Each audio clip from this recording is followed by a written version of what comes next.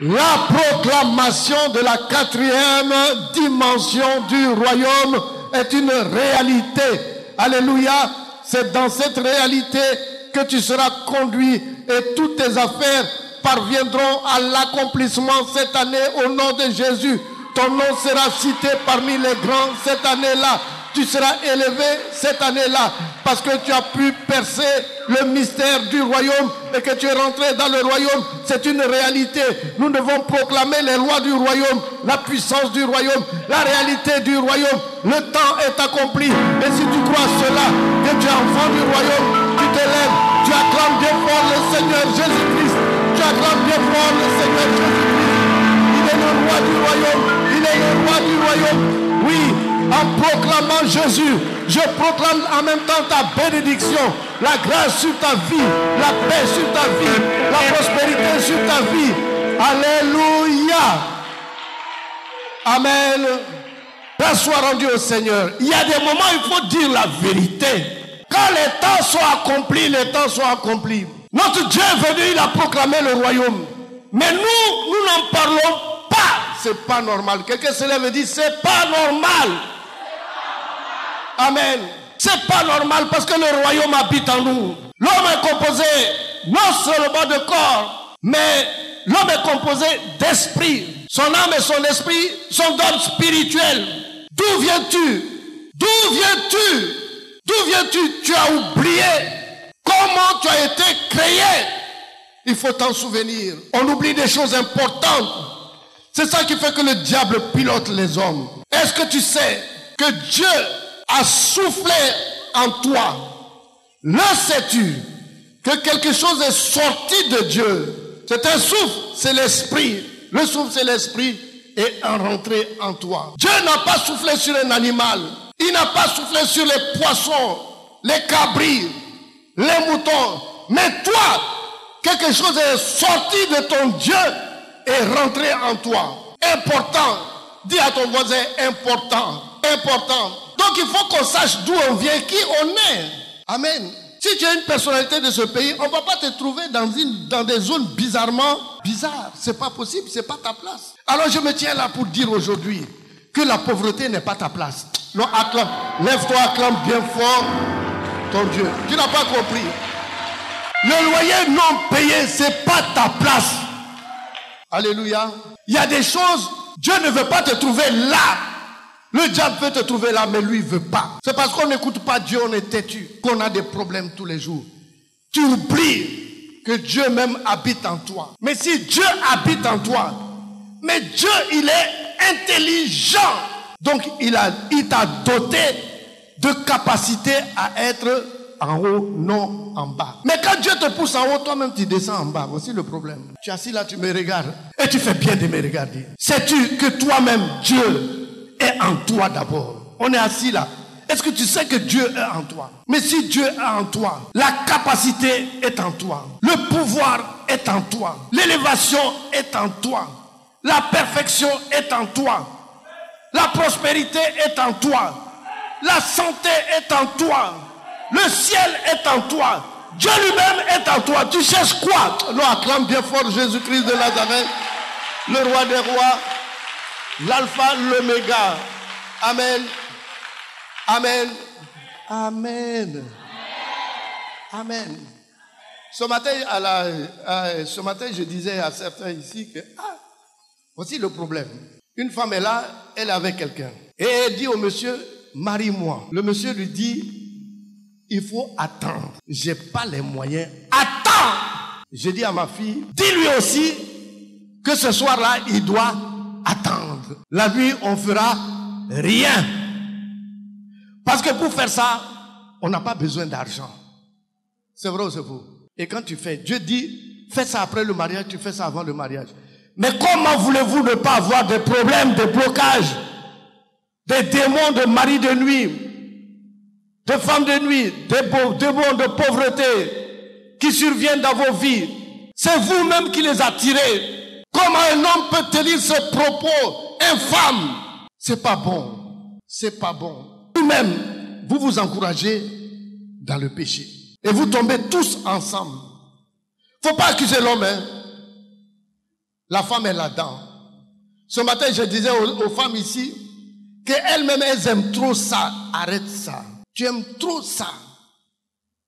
Coucher avec un garçon, tu aimes ça. Le gars même, il n'a pas, quand il ouvre la bouche, il n'a même pas fini d'ouvrir la bouche. Il suffit qu'il te dise une fois je t'aime, que toi-même tu lui demandes où se trouve l'hôtel.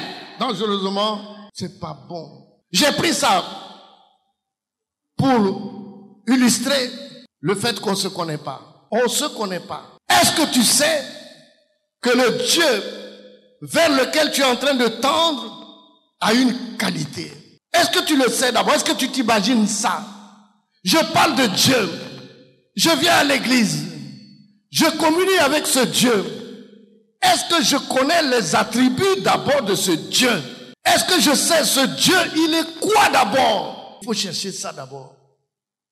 Avant de te mettre à genoux, crier vers Dieu, c'est pas la peine. C'est pas à coup de prière, tu as commencé à minuit jusqu'à 6 heures du matin qu'on va t'exaucer. C'est pas ça. C'est le fait de connaître la vérité. Et quand tu connais cette vérité qui s'appelle Jésus-Christ de Nazareth, cette vérité t'affranchira avant la fin du mois. Amen. Non, amen là. Ton amen est méchant. Amen. Je tends vers mon Dieu et je sais une chose, que ce Dieu, sa nature, c'est la sainteté. Dans la 4e dimension, on ne parle pas de péché là-bas parce que le problème du péché est résolu. C'est résolu, on ne prêche pas péché. Et c'est normal parce que Dieu habite dans la 4e dimension. Mais où Dieu habite, c'est saint. Au courant de la retraite, j'ai dit qu'il y a 2 états. Il y a le premier état, je dois. Et le deuxième état qui appartient à la 4e dimension est une réalité, je suis. Dans le premier état qui est la terre, je dois partir en France. C'est conditionné. Dans le deuxième état, je suis en France. Je sais que dans peu de temps, tu seras dans le deuxième état au nom de Jésus. Alléluia. Amen. Et dans cet état, on proclame, je suis riche.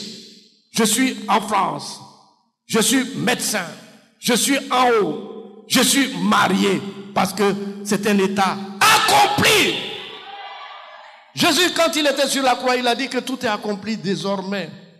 Je vais te pousser dans cet état-là au nom de Jésus. Amen. Tu vas arriver à un état où tu dois commencer à faire du bruit au nom de Jésus-Christ de Nazareth. Amen. Tu es un proclamateur. Ton amen est méchant.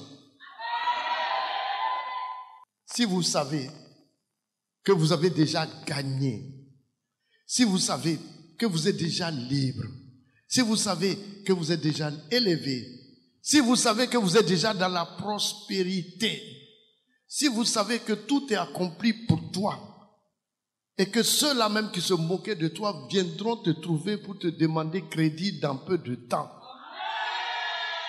Amen. Amen. En allant à la maison, ta démarche va changer. Je prie Dieu que ta démarche change en partant à la maison aujourd'hui. Une démarche d'assurance. On va prendre la Bible. Ce matin, nous allons prendre le passage de la piscine de Bethesda. On va prendre la Bible, Jean au chapitre 5. Amen.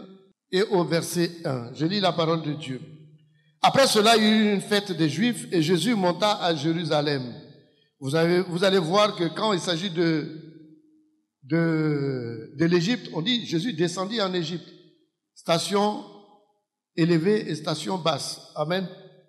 Or, à Jérusalem, près de la porte des brebis, il y avait une piscine qui s'appelle en hébreu Bethesda, qui avait 5 portiques. Sous ces portiques étaient couchés un grand nombre de malades, des aveugles, des boiteux, des paralytiques qui attendaient le mouvement de l'eau. Ici déjà, ce qui va sortir de cela, tu vas voir que tous ces malades avaient un problème de déplacement. Amen. Et ils attendaient le mouvement de l'eau. Car un ange descendait de temps en temps dans la piscine et agitait l'eau. Amen. Quelqu'un se lève et dit de temps en temps.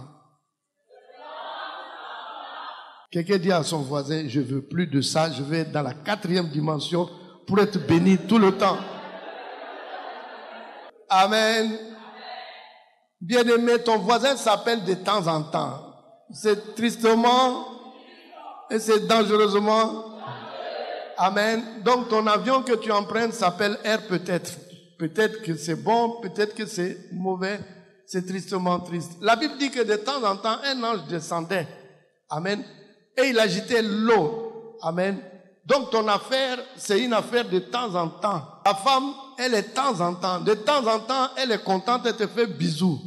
Mais de temps en temps, elle brûle la sauce pour t'amener et pour que tu manges. C'est tristement triste parce que toi, ton affaire, c'est de temps. Mais non, on va acclamer Dieu parce que tu vas sortir de cette affaire de temps en temps. Amen. Amen. Amen. Amen.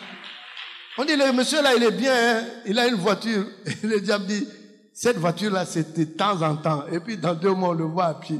Et puis, le voisin dit, ah, je t'ai pas dit, son affaire, c'est de temps en temps. Mais cette année-là, si tu as une voiture, tu seras dans la 4e dimension. Personne ne peut te l'arracher. Alléluia. Acclamons bien fort Jésus-Christ de Nazareth. Et poussons des cris de joie. Alléluia. Amen. Celui qui descendait le premier, après que l'eau avait été agitée, était guéri, quelle que fût sa maladie. Là se trouvait un homme malade depuis 38 ans. Jésus l'ayant vu coucher et sachant qu'il était malade depuis longtemps, lui dit, veux-tu être guéri? Le malade lui répondit, Seigneur, je n'ai personne pour me jeter dans l'eau, amen, dans la piscine, et quand l'eau est agitée, et pendant que j'y vais, un autre descend avant moi. Alléluia. Alléluia. Jésus lui dit, lève-toi, prends ton lit et marche. 2 situations, 2 tableaux différents. Un tableau, c'est de temps en temps, et un tableau autre. Le tableau dans lequel nous sommes, nous constatons ici que d'abord, la bénédiction n'est pas permanente. Elle est occasionnelle. Mais nous voyons aussi que ta bénédiction n'est pas directe. Ça passe par quelque chose. Amen. Amen. Mais nous constatons dans un autre tableau, le même malade qui n'a pas pu être guéri. De l'autre côté, amen, l'action est différente. D'un côté, l'action est impersonnelle. Là, il s'en fout de toi. Mais il a été mandaté pour les hommes. Donc, il agite l'eau. Si tu es capable de tomber là-dedans, tu n'es pas capable, ton problème ne sera pas résolu. Mais tu vois que dans un autre système, dans un autre tableau, ta prise en charge est nette. Amen. Dans cette prise en charge, on te demande d'abord, tu es malade, veux-tu être guéri? De l'autre côté, on ne te demande rien.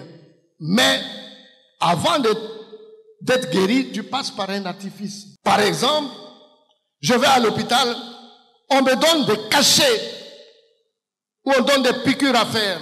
Donc je vais au dispensaire, on me pique, on me donne des cachets. Amen. Et maintenant, on me laisse partir. Si je suis pauvre, je reste pauvre. Ma situation ne peut pas changer, seulement on s'occupe de la maladie. Mais de l'autre côté, vous allez vous rendre compte qu'il y a une prise en charge. On va te considérer en tant que personne. Et il y a de l'amour là-dedans. On te demande, veux-tu être guéri? Parce qu'on te considère comme une personne importante. Amen. Et après avoir répondu, Jésus va parler. Amen. Il va dire au malade, lève-toi, lui dit Jésus, prends ton lit et mets-toi en activité et marche. Mets-toi en activité. Et il te dit, ton activité dépend du lit. Alléluia, alléluia. Deux tableaux différents. Quand tu es sur la terre, il faut toujours, même pour ta bénédiction, passer par quelqu'un pour être quelqu'un. Mais quand tu es dans la 4e dimension, tu es distingué. Alléluia. Tu es honoré.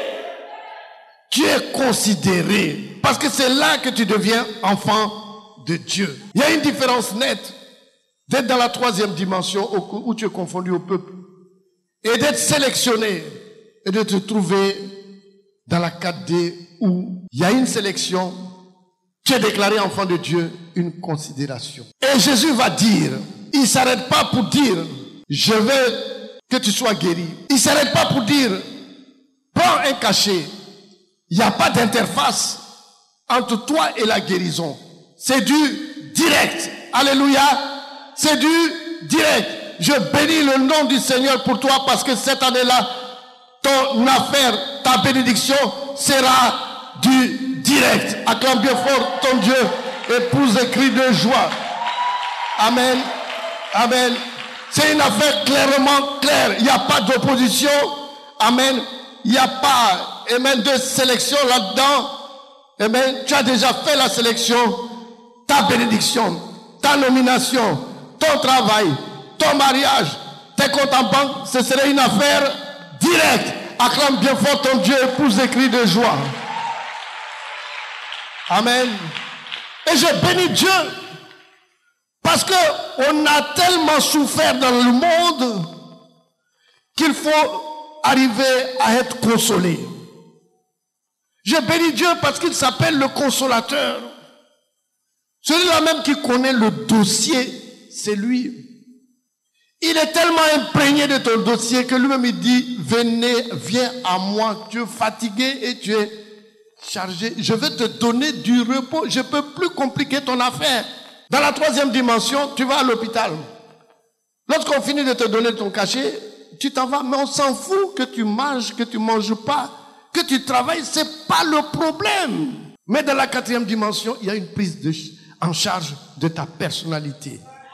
Parce que tu as une personnalité. Tu ne peux pas t'asseoir comme ça, ce n'est pas possible. Commence à clamer Jésus-Christ de Nazareth pour la grâce qu'il te donne.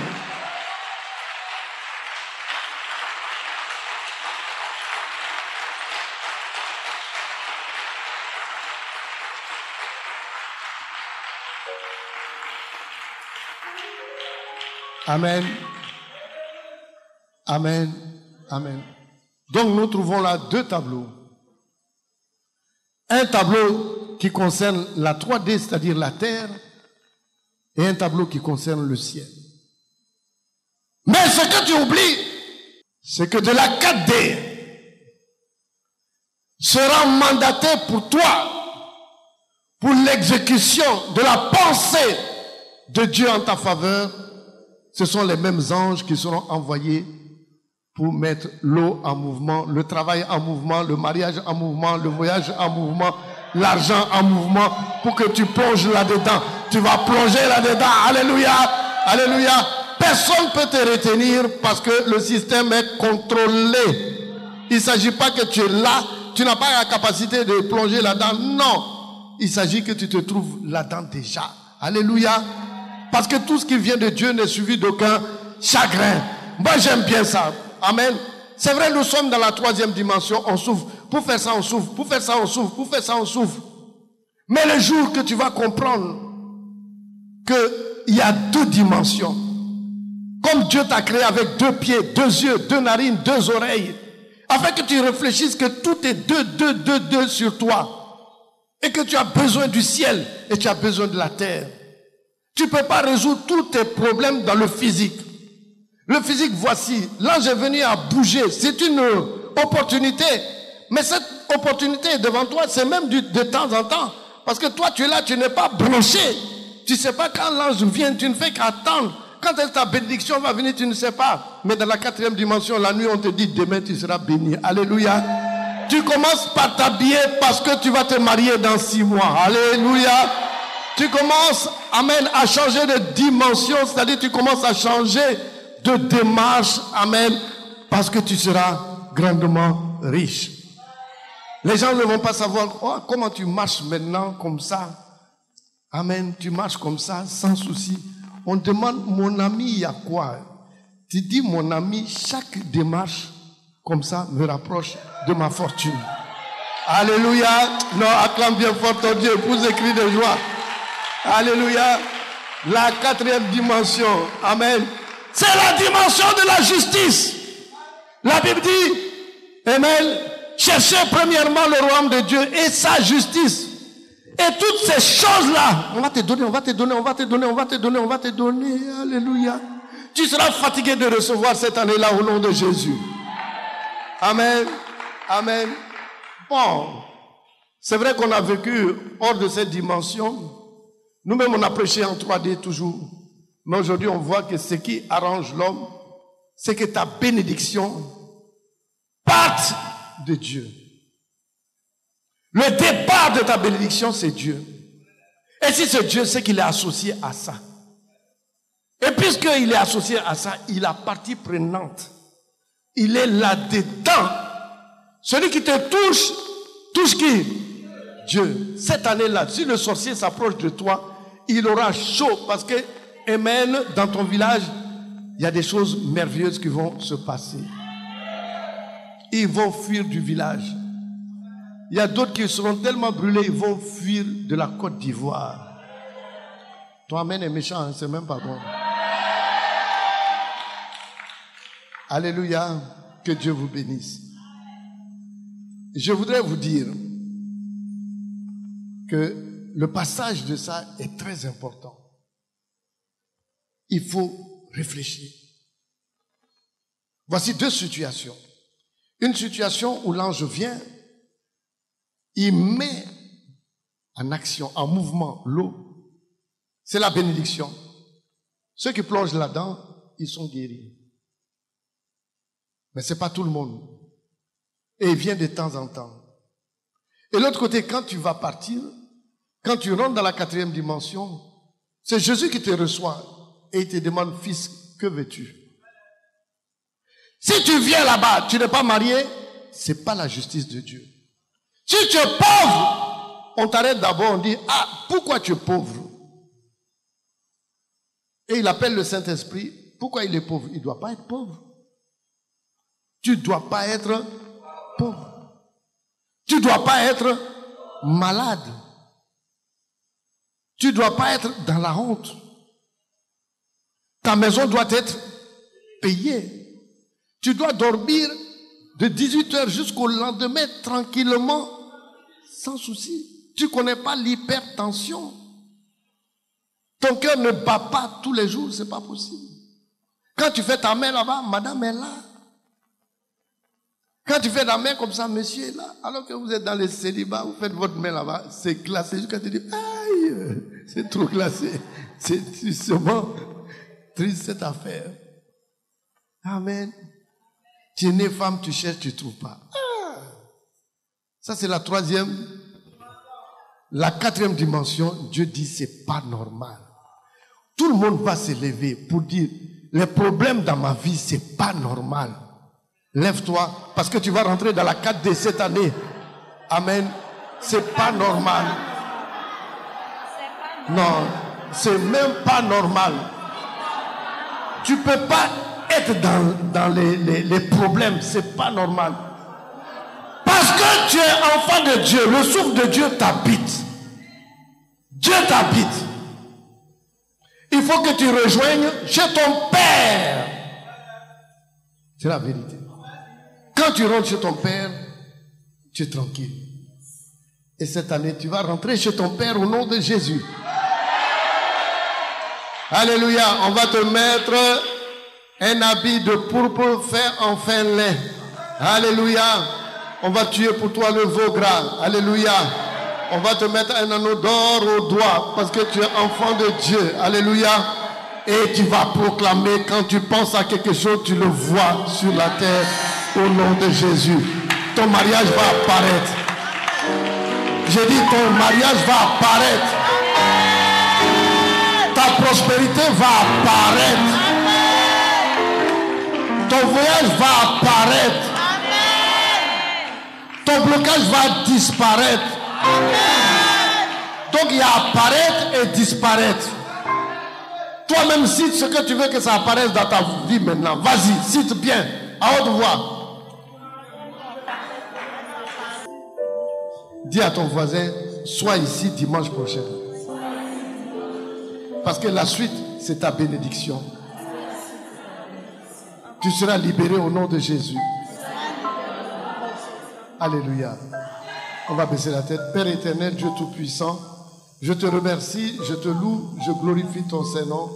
Je te dis merci pour ce message. Merci pour la lumière que tu apportes aux enfants. Les enfants sont en train de prendre conscience qu'il y a une autre dimension, une dimension de libération, une dimension d'accomplissement où ils vont rentrer là-dedans. Telle est ta volonté. Seigneur, tu as créé les cieux et la terre, ce n'est pas un hasard. Mais Père, nous savons que c'est le ciel qui impacte la terre. Et les enfants sont des habitants du ciel. Ils doivent avoir la technologie du ciel. Les enfants sont des colonisateurs. Ils sont venus pour coloniser, impacter la terre, dominer la terre. Cette fonction leur sera très bientôt dévolue. Merci pour cette préparation. Merci pour tous ces enseignements qu'on les prodigue afin qu'ils changent de dimension et qu'ils changent de mentalité. Merci pour toutes choses. Au nom de Jésus, j'ai prié. Amen, amen, amen.